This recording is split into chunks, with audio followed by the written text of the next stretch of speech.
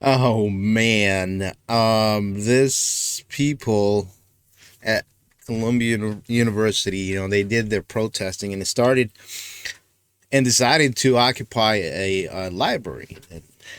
Um, so the security showed up and all that, and now um, they call themselves victims and oppression.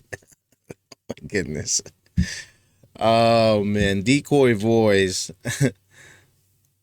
That's all the breakdown. Activists once again take over the campus, setting up the library as a liberated zone and immediately going into song and dance with senseless chants.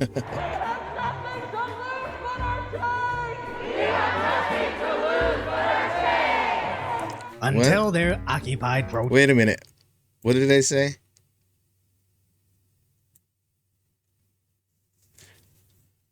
Oh, by the way, I shaved shaved my beard. So this is my first video with no beard. So it says breaking NYPD SRG has entered the Butler reading room. Student actionists remain steadfast in the face of arrest, linking arms and chanting, "We have nothing to lose but our chains." Oh my goodness.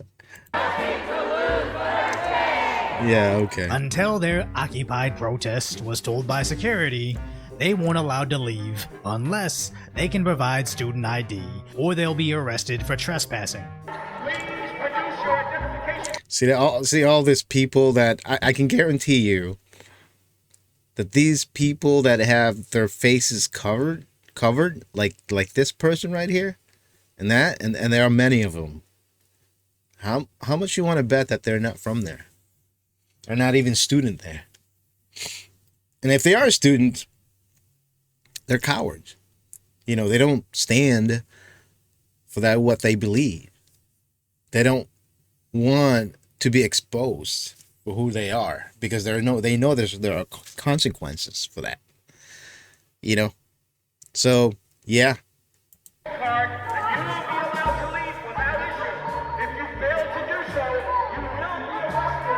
As President Trump's Secretary of State stated, they are going to verify the visa status of these trespassers. Imagine infiltrating a private university, attacking their security, damaging their property, and stopping their operations, but somehow being surprised when they simply want to verify, do you even go to this school? We'd all eat. Oh, this scene. She doesn't even go here. Do you even go to this school? No, I just have a lot of feelings. Okay, go home.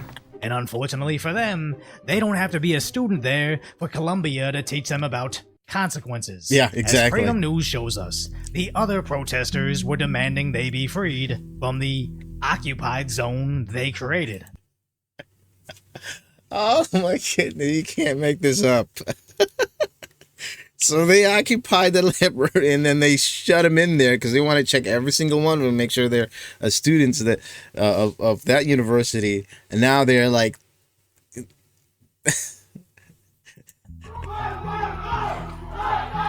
let us out. Oh man. Now, what's hilarious is how ultra-left Reddit asks, why do they need to show ID to leave? What? Security at the Columbia University Butler have blocked exits and demanding students show ID before allowed to leave, despite not requiring ID upon entry.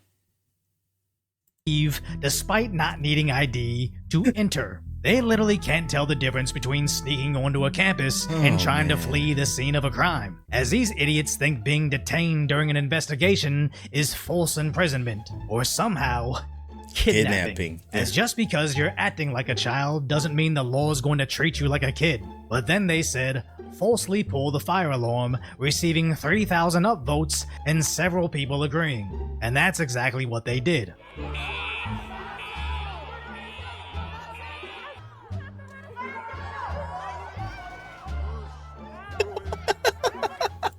Look at that dude. He's like, nope. There's no fire. Do you smell fire? I don't smell fire. Oh yeah, it's false alarm. Where the funniest reply was, Imagine the irony of occupying private property that you later get trapped inside. It's almost like these activists Oh my are allergic to goodness. consequences, as let's just for a moment believe that all these bad things happening overseas are in direct result of what Columbia University is doing. But it's hard to boycott a place that you are neither educated enough or rich enough to be a customer of. So sneaking in to disrupt Reading Room 301 was the only way you could stop the war. Wouldn't saving those hundreds of thousands of lives be worth being arrested over? Or do you not Yeah. really believe anything you're saying? You're just equal don't. parts bored, unemployed, and useless with nothing better to do than break into a school that you don't belong to, demanding actions that they aren't even capable of. So nobody has an issue when these dudes with shoe-sized IQs finally find out, as he thought nobody would be able to stop him. And when the NYPD finally responded in full force, marching about 100 coppers into the campus, Burgundy Shirt Guy was one of the first to be arrested. But not the last, as large groups of these activists walked out in cuffs. Yeah, cover your face, cowards. Show your faces. At least show your face. As And an I would maybe you earn my respect if you show your face. Maybe. entire bus of protesters were filled with them, where they didn't even leave until after sundown. As Columbia University's acting president put out a statement that several officers were injured, so they had to contact the NYPD to assist in arrests. And the New York City mayor responded by writing, "To the parents of students protesting, call your kids to make it clear that breaking the law is wrong." I love everything about Are you serious? They're grown-ups. They're not like 10, 15, or even 17, or let's just say 18. Even an 18-year-old can tell. Oh, can also respect the rule of law. My goodness.